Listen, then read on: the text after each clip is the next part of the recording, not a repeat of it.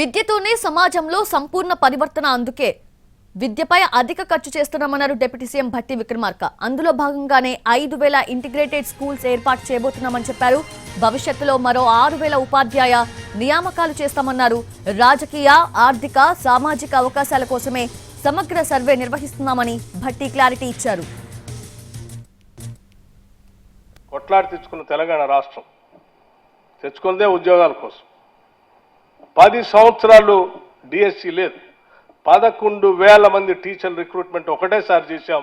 ఇంకో 6,000 మంది teacher recruitment కూడా భవిష్యత్తులో చేయబోతున్నాం. లోకల్ బాడీ సెలక్షన్స్లో రిజర్వేషన్స్ నిర్ణయించటం కోసం మాత్రమే కాదు, that's a part of that. దానికంటే విస్తృతమైనటువంటి ప్రయోజనాల కోసం ఈరోజు తెలంగాణలో కాస్ట్ సర్వే చేస్తూ ఉన్నాం.